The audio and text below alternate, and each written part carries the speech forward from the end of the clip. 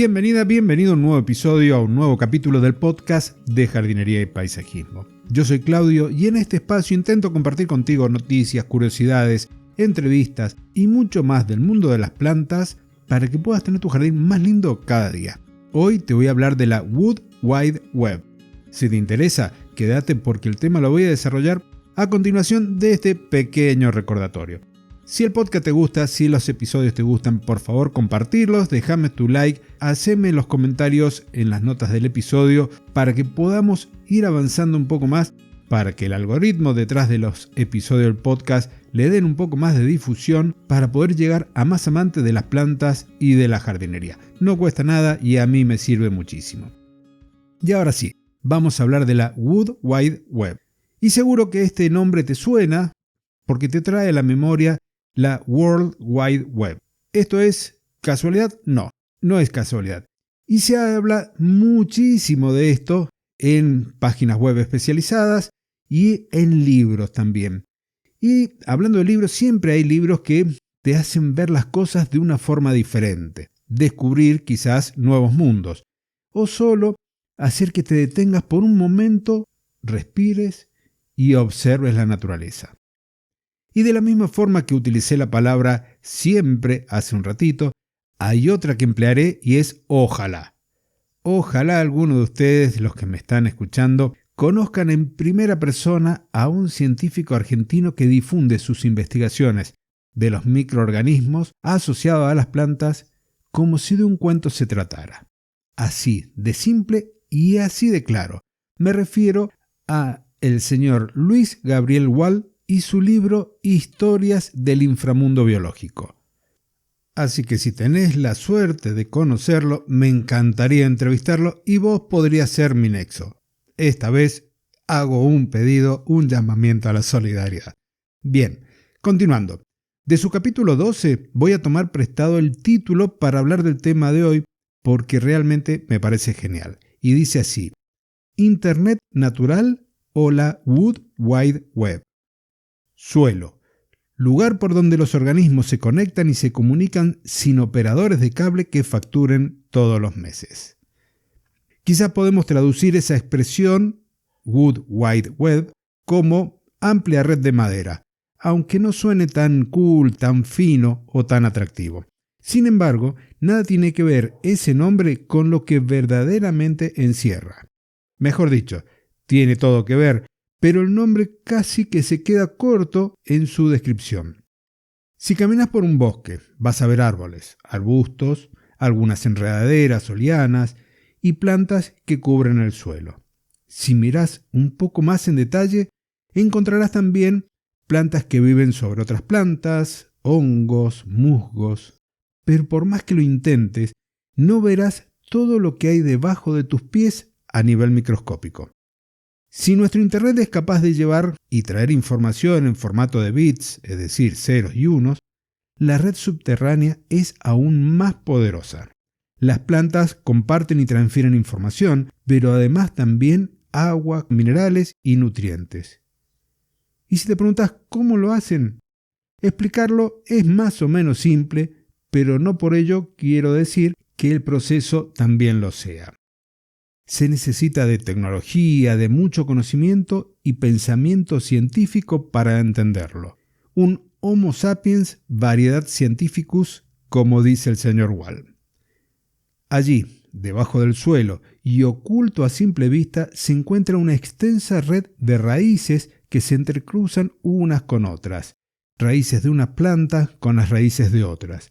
Pero no es completamente como las que observás en un esqueje de agua cuando pones una ramita en un florero y ésta genera raíces adventicias.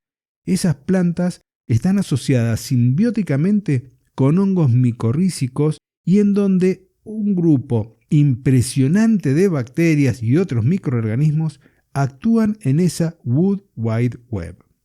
Ya he hablado de micorrizas y de los consorcios microbianos con anterioridad, así que algo ya conoces.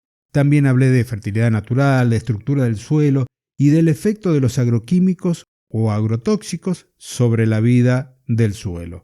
Pero hay mucho más, muchísimo.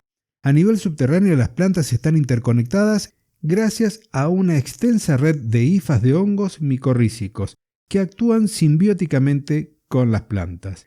No solo toman agua y nutrientes para las plantas y también actúan como autopistas para las bacterias que van de un lugar a otro sobre una delgadísima película de agua que está sobre ellas. Van y vienen nutrientes, fotosintatos, que son los productos de la fotosíntesis de las plantas que éstas exudan a través de sus raíces. También se van a mover el agua y sustancias que contienen información. Es, por decir de alguna forma, un lenguaje químico que pueden alertar a otras plantas de un ataque de insectos para que éstas aumenten sus defensas, que no es otra cosa que elaborar productos que no les gustan a los insectos o que los repelen. Pero hay más, mucho más. Las plantas pueden reconocer a sus descendientes y ayudarlos para que crezcan compartiendo productos de su propia fotosíntesis. Es algo así como darles de comer.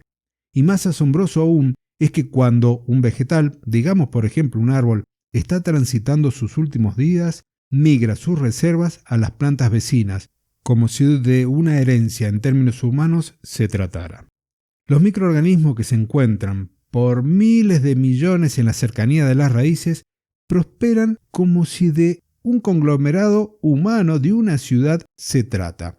Cada planta tiene en su rizósfera un tipo de vecinos, un consorcio microbiano, que trabaja en sintonía con esta. Entonces, si tenemos distintos tipos de plantas en un lugar, la variedad de vecinos, de los microorganismos, va a ser más amplia y la vida del suelo más diversa. Y a mayor diversidad tenemos un suelo en equilibrio. Ese equilibrio dinámico que permite a las plantas crecer bien, sanas y fuertes y además ser más resilientes frente a los cambios o situaciones de estrés. Por eso, en este podcast promuevo la diversidad de plantas en los jardines, que es la forma en donde podemos llevar un ecosistema urbano en condiciones más cercanas a las ideales y evitar el uso de agroquímicos para controlar pulgones, para que no se desarrollen hongos, porque cuando vamos, por ejemplo, a aplicar un fungicida, ese fungicida no discrimina si el hongo es un patógeno o si es un hongo benéfico como las micorrizas. Entonces, mayor diversidad de plantas, mayor diversidad de microorganismos en el suelo y con el tiempo logramos un equilibrio en donde nuestras plantas se van a ir enfermando y van a ir sufriendo de plagas cada vez menos.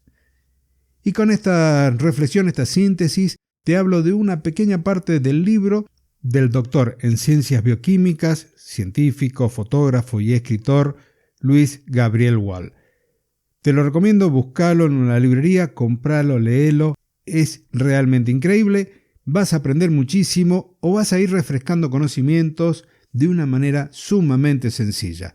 Cuando leí los episodios donde hablaba de ADN, recordé con mucha facilidad los conceptos aprendidos en la facultad y que nunca más había tocado desde hace algo más de 20 años. Entonces, un libro recomendable para todo tipo de lectores, incluso si no tenés una formación científica o técnica agrícola.